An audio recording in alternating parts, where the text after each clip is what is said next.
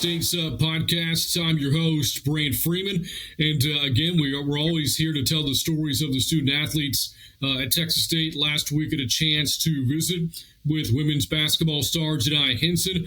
One of the sports we haven't talked to enough athletes with has been Texas State track and field, and we probably should, because the program has been really good. A number of really tremendous student athletes competing in the program. And one of those athletes is our guest for this week's podcast, Daniel Harrold, who is a standout hurdler and sprinter for the program, both in the indoor and in the outdoor. In fact, earlier this month was named as the Sunbelt Conference Track Athlete of the Week after posting an incredible 60-meter hurdle time of 7.71 seconds. That is a school record and currently the third fastest time in the nation this year. He joins us now on the podcast. Daniel, how are you? I'm great. It's just awesome to be here. We're happy to tell your story, Daniel. And, this is your third year with the program. Your career began at Southern, but again, you're now here at Texas State. As I said, not long ago, a couple of weeks ago, you had this outstanding performance in the 60-meter hurdles. So as you kind of look at, your career so far, what have you liked about your time at Texas State? Honestly, I've loved it here. I've had, plenty of opportunity. One of the greatest things since being here is really just the accessibility to resources. I feel like there's so much help around, in my academics, athletically. I've gotten everything that I need, and that's contributed heavily, to my success here at Texas State. I mentioned your career started at Southern. You were there and then transferred in 2021. If you can, tell me what went into the decision for you to transfer from Southern to here. Well, transferring from Southern to Texas State was really just me wanting to be closer to home. I'm originally from Houston, Texas, so me going to Louisiana, was taking a very broad step in my future. And I just got really homesick, so I needed a better opportunity. And I had a teammate, former high school teammate that was on Texas State track and field team at the time, Trayvon Mays, one of my close brothers. And, push come to shove, I had an opportunity here at Texas State. When I came and toured and did my official visit, I fell in love with the river. I fell in love with that 200-meter view from the track, and I've been sold since then. I look at what you've done since you've been here. I mentioned what happened just a couple of weeks ago, but you kind of look at your career, in the entire scope of the 10 fastest times in program history in the 60-meter hurdles. You own 9 of them, to include, the top time. You're the reigning Sunbelt Conference champion in the event. You also own the school record in the 110-meter hurdles, personal best of well under 14 seconds. You also compete in the outdoor events as well. So when you did first come here 3 years ago, and obviously every athlete thinks they're going to enjoy a lot of success, but did you foresee this level of success for you? Absolutely. When I came into the program, I looked at it as a new opportunity, a new environment, and I'm in my home state. So, like I said, I was really grateful for the abundance of resources that were here. And that being, my teammate, Trayvon Mays at the time, when we get around each other, it's just success. It kind of follows each other. So, I knew that would happen regardless of where I ended up. But I'm glad that I did come to Texas State. As you said, you're from Houston, Texas, and I look at your background. Your dad was a track and field coach. Your sisters both competed in track and field. So you kind of grew up around the sport. What was the upbringing like for you in terms of you finally getting involved, as an athlete? Well, Brand, I hate to say it, but, I wasn't always a huge track fan. It was hard to watch track meets, let me say that. One part, though, that I always did enjoy was the hurdles. And I just remember growing up, my dad always going to Texas relays. And, once the 110 hurdles was over, I was ready to go home. So, I was definitely around the sport, involved in the sport. But my push really just came for me wanting to be a part of something that I could kind of build within myself. And track is a very self-driven sport where a lot of the accountability falls on you, not your coaches or your teammates. It's really all up to you and the work that you put in. And that's something that I was really looking for out of athletics. So that was my big push in the track.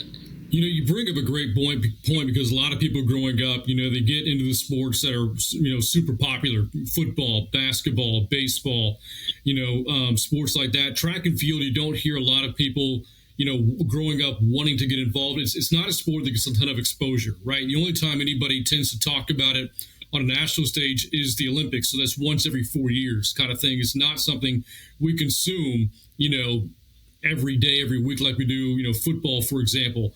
So, for you, you mentioned how big your family was in getting you involved, but what is that? What was it like for you to finally get that interest in it for a sport that doesn't get a whole lot of popularity? I mean, for me, my interest was really driven on personal success.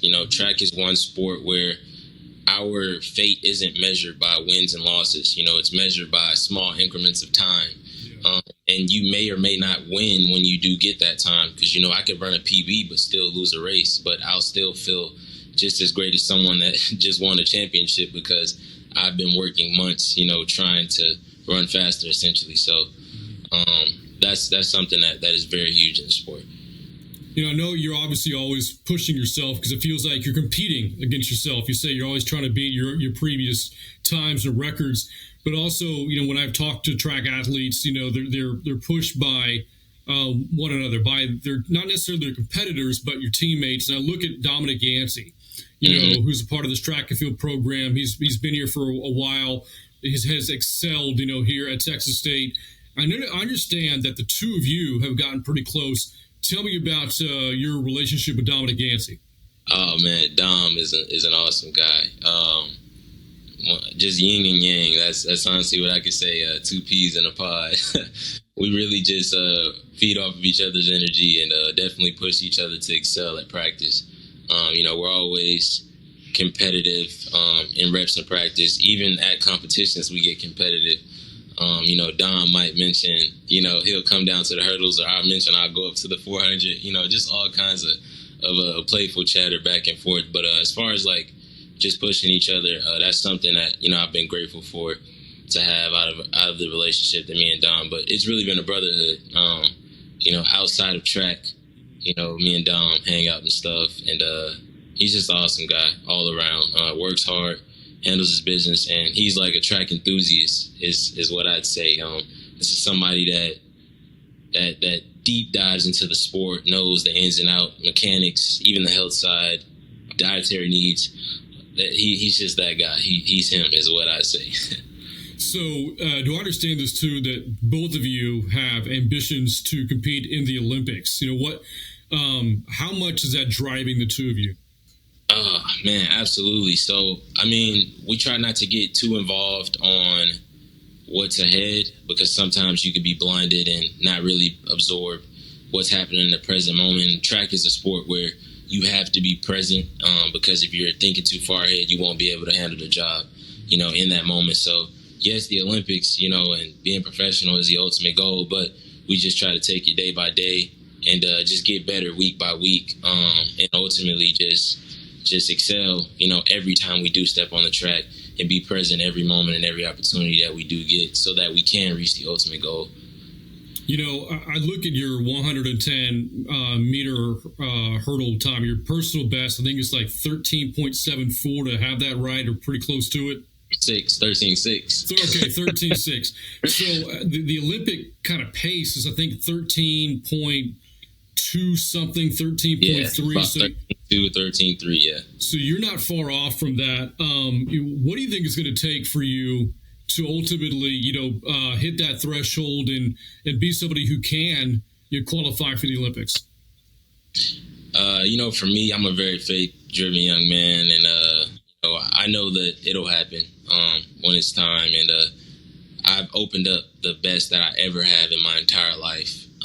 This year alone, I've run consistently fast, and I feel like I've reached a barrier that's about to be broken down, especially time-wise, speed-wise, and even training-wise. I'm at a much better place than I have been ever. So, it's a special year. The Olympics is another opportunity that's, approaching.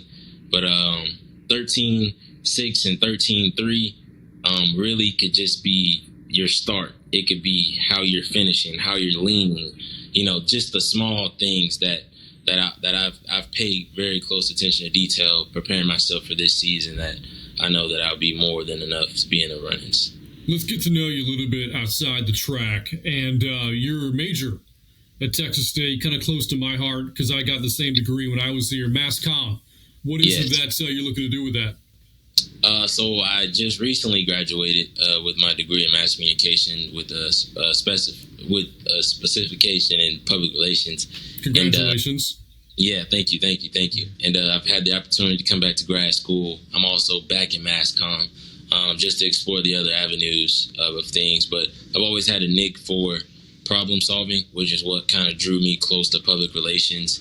And being in track and field, being in the sport, experiencing two different divisions, two different types of colleges, I definitely would want to get into the sports side of thing and the sports management thing, because, I've seen a lot of athletes experience very, very traumatic things and very heartbreaking things that were near and dear to me that really drive my passion. I want to give back to the sport when I do, hang the spikes up. So I definitely plan on getting into some type of athletic directing, or maybe even coaching. Who knows? I do know that, if you decide maybe to go to the media route, you do well with it. One, you're killing the interview right now. But two, you have, a YouTube channel, and with that, you create a lot of music. Your rapper name, I want to hear the story about this because I heard a little bit about it. It's you're MC Inappropriate. Tell me about that. All right, so MC Inappropriate is something that started when I was younger. Me and my siblings, we used to freestyle a lot. When my parents weren't home. My parents, very hard workers. Shout out to them. They work very hard, which has, inspired me in terms of my life. But when they weren't home, me and my siblings, I'm the youngest of four. We used to play around a lot, and rapping is just one of those things that we did. Freestyling was just something that happened, when my parents weren't home, and I always was pretty good at it. So that's pretty much where MC Inappropriate came from, and I stuck with the name because it's cliche. I think that the person I've become is, very far from inappropriate, and the things that I do rap about, are far from it. So I just think it's a cliche name, and that's what I really love about it. And it sticks. I actually have a song, Bobcats, that I made about Texas State. It's out now on YouTube, Daniel Harrold. We're going to have to give that a listen for sure, on your YouTube channel. How many songs have you created? Oh, wow. I actually have I have one full album. It's called Golden Child, which is pretty much a story about my life. And I have a couple singles out on YouTube. But I have 3 albums that I need to record and work on, but they're in the vault. So I have some projects in the vault. I couldn't give you a for sure number. If I had to say, I have maybe about 80 songs that I haven't even recorded or mastered. But I have some songs in the vault, definitely. You mentioned a lot of these songs are kind of about you and your life, and I do understand that there is a documentary about you that was done recently, and that's on YouTube as well. Tell me about the documentary. So the documentary was an opportunity that presented itself really just for me going to class one day, being a good student. But I had a Texas State student reach out that was interested in covering my story pretty much. But the documentary is about my journey thus far leading up to the Olympics and how I'm preparing myself for this Olympic season. Well, Daniel, where can we find? Is it on your YouTube channel? Where's the documentary? No, so it's on a page. It's called Sunny Presents on YouTube, and it's called Daniel Harrold's Story. It should pop up. It's the only thing called Daniel Harrold's Story on YouTube that can be found there. All right, so that's how we find the documentary. And again, your YouTube channel is what? Yeah, my YouTube channel is just Daniel Harrold. there's a Dr. Daniel Harrold on there, but then there's just Daniel Harrold. And I've got about 8 videos up. Well, good stuff. Hey, we're definitely going to be checking out the YouTube channel, some of your albums. Going to have to watch the documentary. We've had a chance to get to know you a little bit here in these 15 minutes, but there's a lot more to the story of Daniel Harrold than 15 minutes can cover. Daniel, this has been great getting to know you, man. Again, I feel bad. I haven't reached out to more track and field athletes because you guys work so hard as any student athletes here, and there's some great stories to tell within the program, to include yours. I can't wait to see how things wrap up for you here in this 2024 year, and looking forward to hearing more about the Daniel Harrold story. Absolutely. I thank you so much for having me and giving me a chance to be on this wonderful outlet. Yeah, there you have it. Well, that again, Daniel Harrold, our guest on this week's episode of the State Sub Podcast. For Daniel, MC Inappropriate, I'm Brent Freeman, reminding you to keep your states up, and we'll see you next time. Eat 'em up, cats.